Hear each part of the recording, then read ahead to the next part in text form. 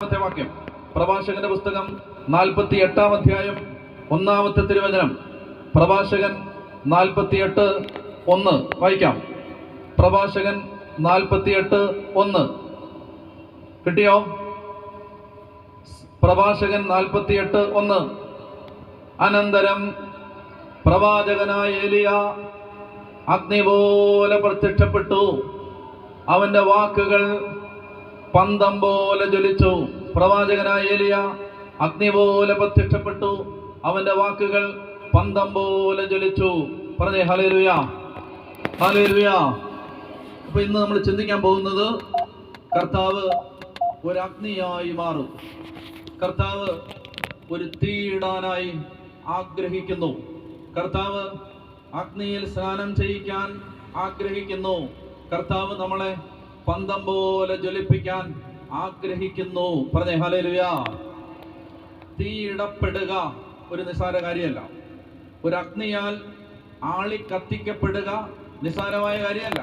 അതുകൊണ്ട് അതിന്റെ വിശദാംശങ്ങളിലേക്ക് ഞാൻ നിങ്ങളെ കൊണ്ടുപോവുകയാണ്. എന്താണ് തീയിട്ടാലുള്ള ഗുണം? പറഞ്ഞേ ഹല്ലേലൂയ. എന്താണ് തീ പിടിച്ചാലുള്ള ഗുണം? എന്താണ് ഒരു അഗ്നി ഇറങ്ങിയാലുള്ള ഗുണം? എന്താണ് ഒരു അഗ്നി ഇറങ്ങി കത്തിയാലുള്ള നേട്ടം? എന്താണ്?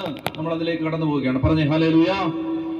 അതുകൊണ്ട് അത് ധ്യാനിക്കാൻ നമുക്ക് പുറപ്പാട് പുസ്തകത്തിന്റെ 3-ാമത്തെ അധ്യായത്തിലേക്ക് വരാം. പുറപ്പാട് പുസ്തകത്തിന്റെ 3-ാമത്തെ അധ്യായം 1 മുതലുള്ള തിരുവചനങ്ങൾ വായിക്കാം. പുറപ്പാട് 3-ാം അധ്യായം 1 മുതലുള്ള തിരുവചനം വായിക്കാം.